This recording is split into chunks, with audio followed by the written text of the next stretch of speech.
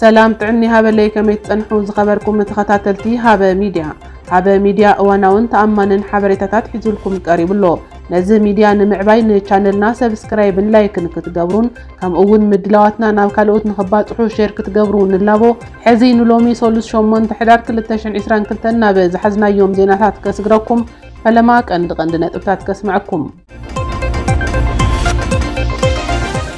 حوحات شماكا بمزقبة الشبارنات نملعال يسرح اللفو خبل منقست بلتقنا قليتو تقارو دياسبورا نبرتي سياتل عبيتو قداناتات اتاختمان ساعتات بمعطاو قبل على حزب تقراي يبتح زلو سقاين قفعن قلتو فتح نخركب دمتو مسميعهم كللاوي منقستي أمحارا نسممعنات عرق سلام دو أفريكا يدقفيه يلو مقلت إيموتو سعيبو مزراربي زعبا محبراو ميديا خوينو عيلو اللو زبلون قالو زيناتاتنا اللونا نمكتالكم من عدمكو نابا زرزرم كسقراكم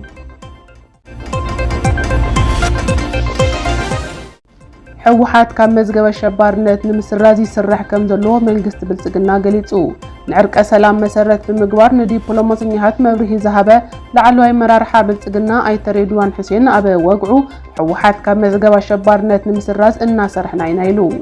ازي نمتغبار دما تغدينا بايتو قريبو نخصدقون نسرح لنا يلوم مس افصاصما عرق سلام ملكيتو ابي ذهبو مبرهي تግራይ سلامان صጥታን ንኽትሕሉ ሓይሊ ዕጥቂ ክትውንን ያውን ኢሉ እቲ ክሳብ ሕዚ ንምፍታሕ ዕጥቂ ሓይልታት ምክልኻል ትግራይ ንጹር መብርሂ ዘይተረኸበሉን መዘራረቢ ጉዳይ ኮይኑ እናቐጸለ ኣበ ዘለሉ እዋን እዩ ሬድዋን ሕዝውን ግልጺ ብዘይኮነ መልክዑ ልክዕ ከም ካልኦት ክልላት ኢትዮጵያ ትግራይ ውን ሰላማን ጽጥታን ንምሕላው ዘኽእል ባዕላ እትውንኖ ዕጥቂ ከም ዝህልዋ ዝተዛረበ አይተሬድዋን ትማሊ ንዲፕሎማሲያት አበ ዛሃቦ መብርሂ ዕርቀ ሰላም ከፍርስ ዝኽእል ሓይሊ ሻዕብያ እዩ ክብል ሓሳቡ ገሊጹ ዝርዝር ነጥብታት ዕርቀ ሰላም ደቡብ አፍሪካ ብምሽጥር ተታሒዙ ዝርዝር አፈጻጽሙውን እናተሸራረፈ ይቀርብ ከም ዘሎን እዚ ግን ገና መሊኡ ግልጺ አይኮነን ሕዝውን እቲ ዕርቀ ሰላም ድሌት ህዝብታት ዓለም ምዃኑ ሓቂ እዩ ዝበሉ ተንተንቲ ፖለቲካ እንተኾነ ግን ድሕሪ ዕርቀ ሰላም ትግራይ ምስ ኢትዮጵያ ብኸመይ አገባብያ ክትቅጽል ዕጥቂ ሓይልታት ምክልኻል ትግራይ እንታይ እዩ ክኸውን ጉዳይ ሻዕብያ መዛዘምኡ እንታይ እዩ ክሳብ ሕዚ ንጹር ምላሽ ዘይረኸቡ ወሰንቲ ሕቶታት ምዃኖም እውን እቶም ተንተንቲ ፖለቲካ ይዛረቡ ተጋሩ ዲያስፖራ ነበርቲ ሲያትል ዓበይቲ ጎደናታት እታ ከተማ ንሰዓታት ብምዕጻው ኣብ ልዕሊ ህዝቢ ትግራይ ዝበጽሕ ዘሎ ስቃይን ግፍዕታትን ቁልጡፍ ፍታሕ ንኽረክብ ድምጾም ኣስሚዖም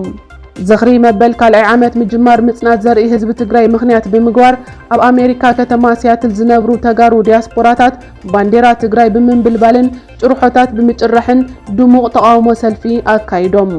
ኣብቲ ሰልፊ ስቃይ ህዝብ ትግራይ አቃልቦ ክረክብ ዓበይቲ ጎደናታት ከተማ ሲያትል ንኣስታት ሰዓትን ፈረቓን ብምዕጻው ድምጾም ኣስሚዖም ክብላ ኣብ አሜሪካ ዝርከባ ዓበይቲ ሚድያታት ጸብጺበን ከም ጸብጻብ እተን ሚድያታት እቶም ሰልፈኛታት ዲያስፖራ ተጋሩ ንዝሓለፉ ክልተ ዓመታት ኣብ ልዕሊ ህዝቢ ትግራይ ዝበጽሕ ዘሎ ተግባር ጆኖሳይድ ንምቅላሕ ከም ዝኾነውን ገሊጸን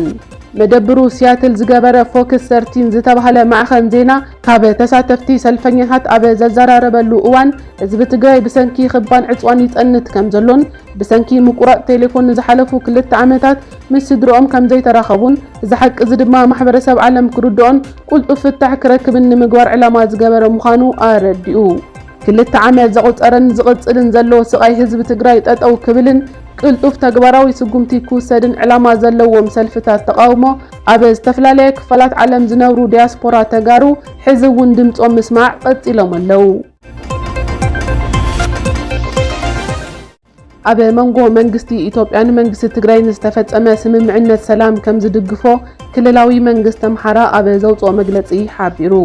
ማዕኸን ዜና ሮይተርስ ሒዝዎ ኣብ ዝወጸ ጸብጻብ ሰበስልጣን አምሓራ ኣብ መንጎ መንግስቲ ኢትዮጵያን መንግስቲ ትግራይ ዝተፈረመ ስምምዕነት ተኽሲ ደው ምባል ብተሓጓስ ከም ዝተቐበልዎን ብምግላጽ ብዛዕባ እትን ክልተ ዓመታት ጎቢጦም ዝሓዝዎ መሬት ግን ኣብ ዘውጽኦ መግለጺ ወላ ሓንቲ ከም ዘይጠቐሱ ይገልጽ ኣብ ወርሒ ሕዳር 2020 እቲ ኩናት እንትጅመር ሓይልታት ኣምሓራ ብሰራዊት ኢትዮጵያ ተደጊፎም ናብ ምዕራብ ትግራይ ብምእታው ኣብ ልዕሊ ንጹሃን ተጋሩ ሰፍ ዘይብል ግፍዒ ከም ዝፈጸሙን ሕዚ እውን ምዕራብ ትግራይ ኣብ ቁጥጥሮም ከም ዘሎን ብዛዕባ እዚ ግን ኣብ ፕሪቶርያ ዝተገበረ ስምምዕነት ሰላም ዘቐመጦ ነጥቢ ከም ዘየለ ሮይተርስ ጸብጺቡ። መንግስቲ ኣምሓራ ኣብ ዘውፅኦ መግለጺ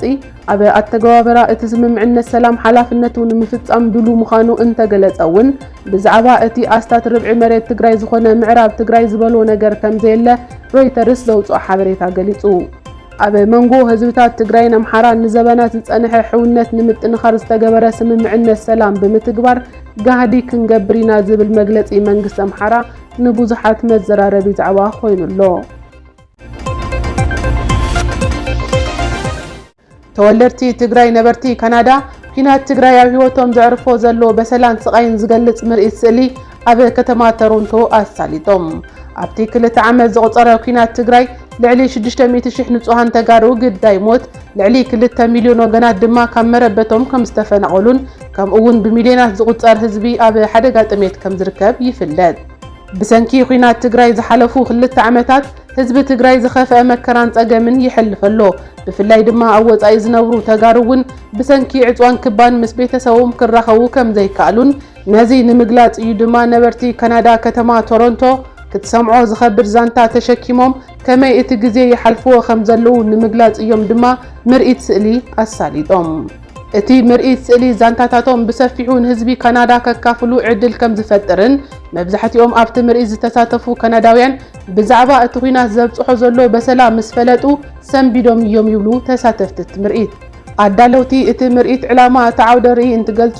መንግስቲ ካናዳ ልክዕ ከምቲ ንዩክሬን ዝህቦ ትኹረት ንኩናት ትግራይ እውን ኣቓልቦ ክህብን ሰብኣዊ ሓገዛት እውን ክገብርን ጽዕንቶ ንምፍጣር ከም ዝኾነ ነዚ ድማ እቲ ሰፊሕ ህዝቢ እኹል ርድኢት ክህልዎ ንምግባር ከም ዝኾነ ገሊጾም። ኣብ ዝቕጥሉ ኣዋርሕ ዝዓበየ ዓውደ ርኢይ ስእሊ ንምክያድ ይሰርሑ ከም ዘለዎ እውን ንምፍላጥ ተኻኢሉ። ለውጢ ኩነታት ኣየር ዓለምና ኣብ ዘተሓሳስብ ብርኪ ከም ዝበጽሐን ነቲ ኩነታት ኣብ ዘለሉ ደው ንምባል ደቂ ሰባት እንተዘይደኣ ተሓባቢርና ክንጠፊእና ክብሉ ዋና ጸሓፊ ሕቡራት ሃገራት ዓለም አንቶኒዮ ጉተሬዝ ኣጠንቂቖም። ጉተሬዝ ነዚ ዝገለጹ ኣብ ግብጺ ኣብ ዝካየድ ዘሎ መበል 27 ዋዕላ ለውጢ ኩነታት ኣየር ኣብ ዘስምዕዎ መደረ ኮይኑ ብዛዕባ ኣብ ዓለም ዝረአ ዘሎ ለውጢ ኩነታት ኣየር ሓደጉ እንትገልጹ ኣብ ህይወትና ርኢናዮ ዘይንፈልጥ ቃልሲ ኢና ነካይድ ዘለና ግን ድማ ንሳዕሪና ዘለና ክብሉ ገሊጾም። ብሰንኪ ምውሳኽ ናብ ኣየር ዝልቀቕ ዘሎ መጠን ካርቦን ዳይኦክሳይድን ሰብ ስራሕ ሓደጋታትን ኣብ ዓለምና ቅድሚ ሕዚ ተራእዩ ዘይፈልጥ ምውሳኽ መጠን ዋዒ ምድሪ ምዕልቕላቕ ውሕጅ ድርቅን ይረአሎ ተባሂሉ። ከመገላልጻ ተመራመርቲ ኣብ ዝሕዚ እዋን መጠን ዋዒ ዓለምና 1.1 በፂሑ ከም ዘሎን እዚ ቁጥሪ ኣብ 21,000 ኣቆጻጽራ ኣውሮፓ ካብ 1.5 ከይሓልፍ ምግባር ወሳኒ ምዃኑ የረድኡ።